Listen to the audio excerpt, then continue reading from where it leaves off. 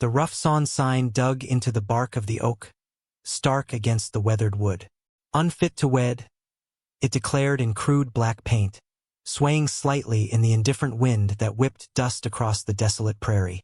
Below it, tied securely with rope chafing her wrists raw against the trunk, Alara felt the sun beat down, leaching strength, hope, and even the will to struggle. Her throat was parched, her lips cracked. Hours? Days? Time had become a cruel, unspooling ribbon of humiliation and fear. Abandoned here, exposed, the judgment of a world that had no place for her pinned quite literally to her body. Her family, those who had deemed her tainted by circumstance she could not control, had done this. Left her for anyone or nothing to find. The whispers, the averted gazes, the harsh condemnations, they had all led to this final public shaming. A fly buzzed near her ear. She lacked the energy to flinch. Every muscle ached. Every nerve ending screamed protest.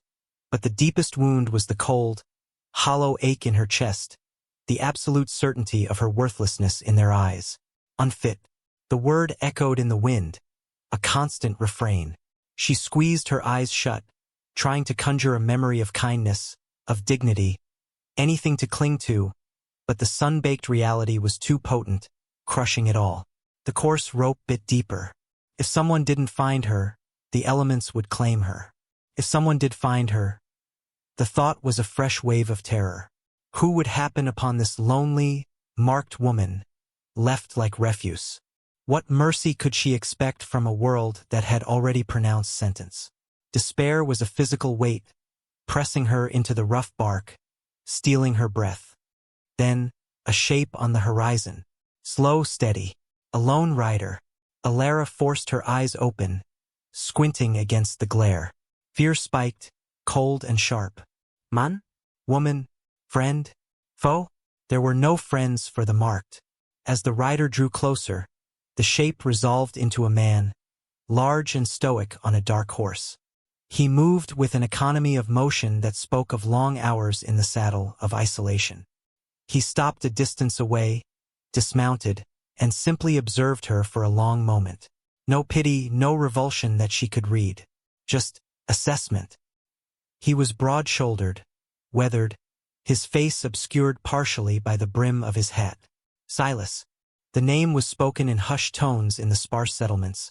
A man who kept to himself, who had built a ranch out in the harsh, unforgiving reaches, far from the prying eyes and wagging tongues of others. An outsider himself.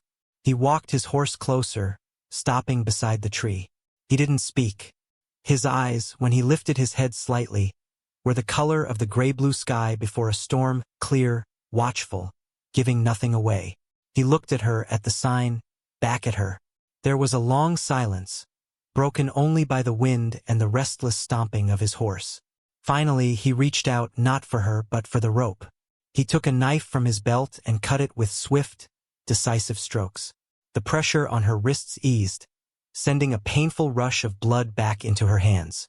She sagged against the tree, weak and trembling. He didn't offer a hand. He just stepped back. Then, from his saddlebag, he took a water skin and offered it to her. Her hands shook as she took it, fumbling with the stopper. The cool water was a miracle, a balm to her burning throat. She drank deeply, messily, some spilling down her chin. He watched, still silent. When she lowered the skin, a fraction of strength returned, enough to look at him properly.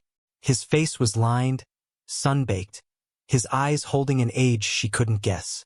There was a stillness about him, a quiet power that was neither comforting nor immediately threatening, simply present. He took the waterskin back. Then he looked again at the sign. His gaze lingered for a moment before returning to her face. His voice, when he finally spoke, was a low rumble, like distant thunder, rough and devoid of inflection. "You ain't dead," it wasn't a question. It was a statement of fact.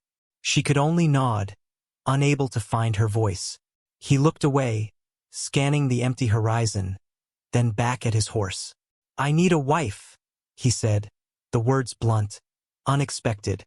There was no romance in the declaration, no suggestion of desire or affection, only a stark, practical need. Someone to help with the place. The land claim, easier with a wife. He paused, letting the words hang in the still air. You got nowhere else to go. No one comin' for you. It wasn't cruel, merely the truth, stated plainly. Her heart hammered against her ribs. A wife, for this silent, isolated man. It was a different kind of captivity, perhaps, but captivity with a roof, with water, with the possibility of survival. Anything was better than being left tied to this tree, with that sign as her only companion. I understand, she finally managed, her voice a dry whisper. He seemed to weigh her response, his gaze steady. It's hard out there, he warned, gesturing with his head towards the vast, empty landscape surrounding them. Harder than being tied to that tree. He wasn't minimizing her ordeal. He was stating the scale of the challenge ahead. I know, she said, the word carrying the weight of everything she had already endured. He nodded once, a small, decisive movement.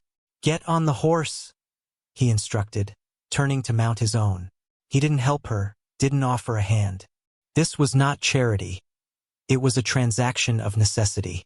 With stiff limbs and a pounding heart, Alara pushed herself away from the tree, leaving the sign and its damning message behind, and began the arduous task of mounting the horse he indicated. Survival had presented itself in the most unexpected, unadorned form. Life at Silas's ranch was a relentless cycle of toil. The small, sturdy cabin was spare, functional. The land was unforgiving. Dust was a constant companion, settling on everything, coating the tongue. The sun beat down with brutal intensity in the summer. The wind was a cutting blade in the winter. Alara learned to carry water from the well, icy in the mornings, lukewarm by evening. She learned to tend a small, struggling garden, coaxing life from the dry earth. She learned to mend fences until her hands were calloused and sore, to feed the few cattle and horses Silas kept. The work was hard, backbreaking, but it was work with purpose. It filled the empty hours, dulled the edge of fear, and slowly, painstakingly, began to chip away at the internal echo of the sign. The word unfit. Silas remained a man of few words. Their days were spent mostly in silence, punctuated by the sounds of labor, the ring of his hammer, the lowing of cattle, the creak of the windmill. He worked tirelessly from sunup to sundown, demanding the same from her, not through verbal command but through quiet expectation. There were no pleasantries, no gentle inquiries about her well-being. Meals were eaten across a scarred wooden table, often in silence save for the scrape of forks on plates. Yet, she began to notice things. He always left her portion of food nearest to her seat. He ensured there was wood for the stove before the chill set in. When a splinter lodged deep in her thumb, he appeared with a needle, his movements precise and steady, removing it without a word or a flicker of expression. When she stumbled under a heavy load of firewood, he simply took half the load without comment. He never touched her unnecessarily, never raised his voice.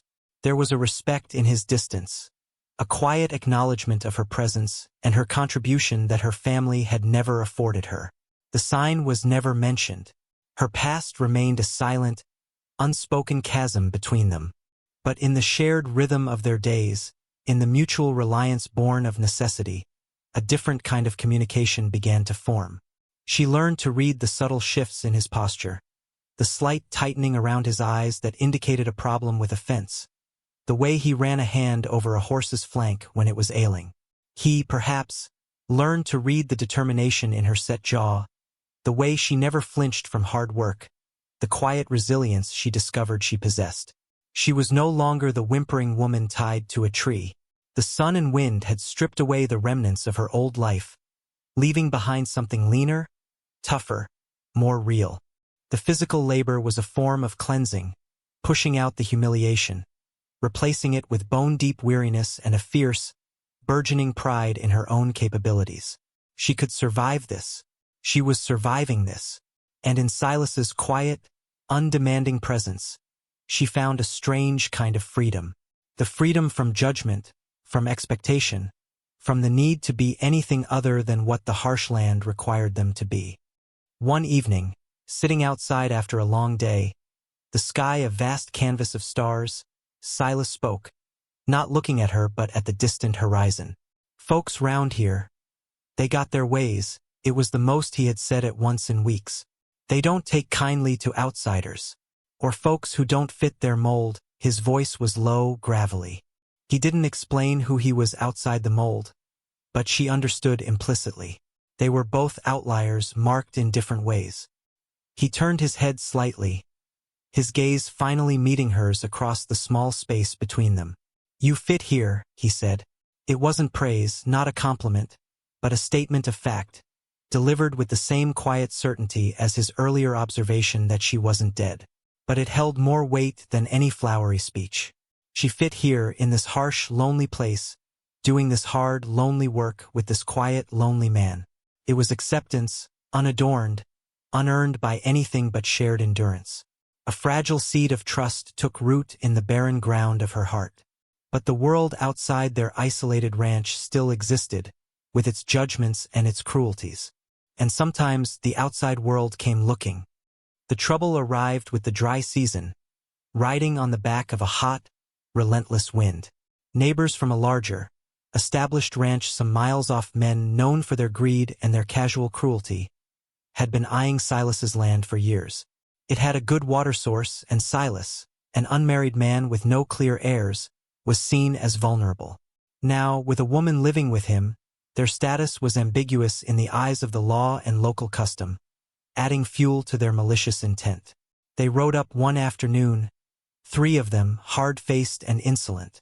Alara was outside, mending a broken fence post, her movements efficient and strong. Silas emerged from the barn, hammer in hand. The leader, a man named Cobb, grinned, a mean, unpleasant stretch of his mouth. "Heard you finally got yourself a woman, Silas?" Cobb sneered, his eyes raking over Alara with lewd appraisal. Alara straightened slowly, not backing down, her gaze steady and defiant. The internal monologue was gone, replaced by a cold, sharp focus. She was no longer the helpless woman at the tree. She was Alara, mistress of this small, hardscrabble ranch, and these men were a threat to her home.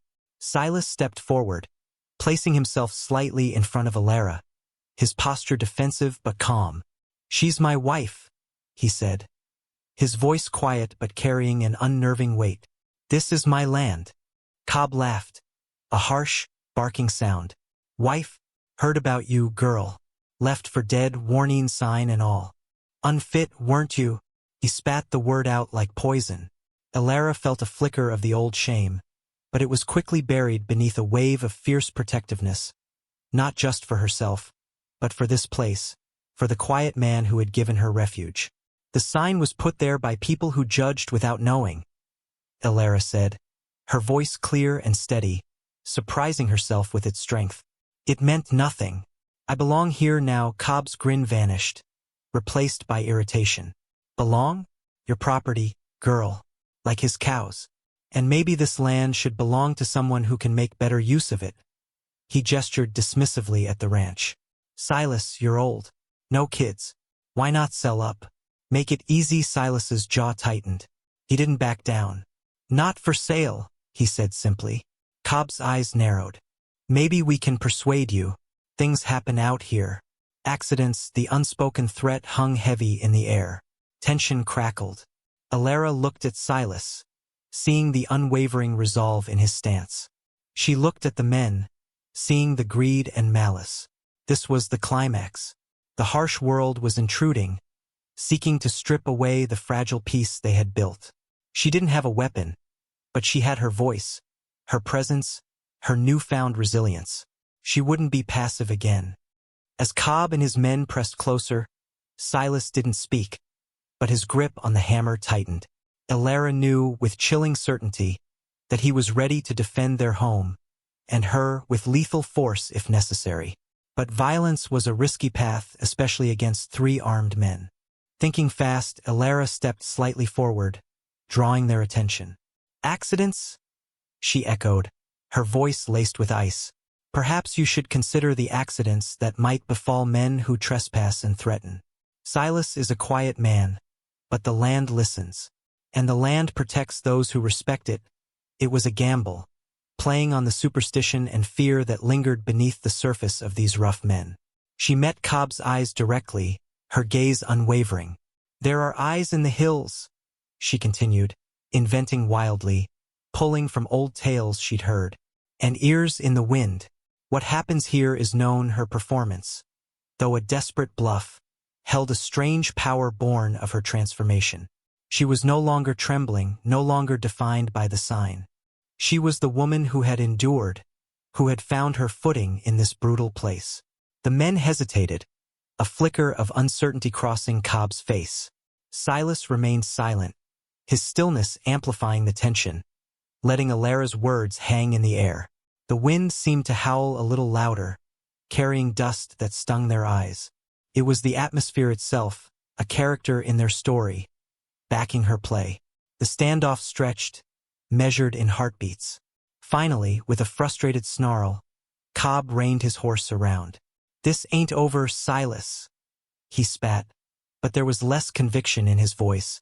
"We'll be back." As they rode away, shrinking back into shapes against the vast horizon, Alara didn't move until they were out of sight. The silence that descended after they left was profound, broken only by the wind. Alara let out a shaky breath she hadn't realized she was holding. Silas lowered the hammer slowly. He turned to her, his expression unreadable for a long moment. Then he nodded. It was a small gesture, but it spoke volumes. Acknowledgement, approval, partnership. He didn't thank her with words, didn't praise her bravery. He didn't need to. They had faced the threat together, each contributing in their own way, relying on the unspoken bond that had grown between them. Later that evening, sitting by the firelight, the threat outside still a tangible presence, Alara felt a profound sense of peace settle over her.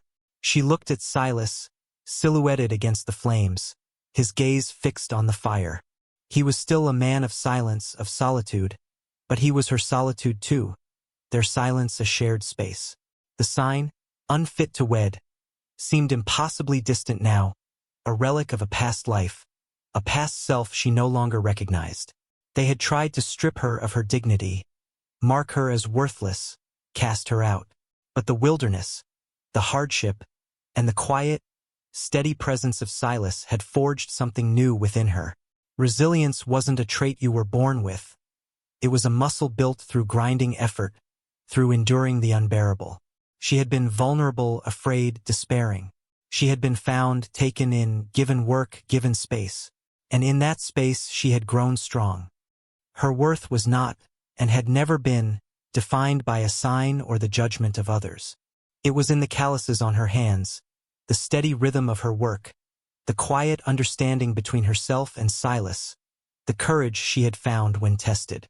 They were bound not by ceremony or flowery promises, but by necessity, shared labor, and a silent, mutual respect. This was a marriage not of convention, but of survival, forged in the crucible of the unforgiving land. It was quiet, unassuming, and deeply real. The future wouldn't be easy. The harsh environment remained, and men like Cobb would likely return. But she would face it not as the abandoned woman tied to a tree, but as Alara, partner in this life, standing tall on this land she had helped make her own. She had been deemed unfit to wed the world's way, but she had found a different kind of union, a different kind of belonging, in the most unlikely of places, with the most unlikely of men. And in that, there was a quiet, fierce kind of hope.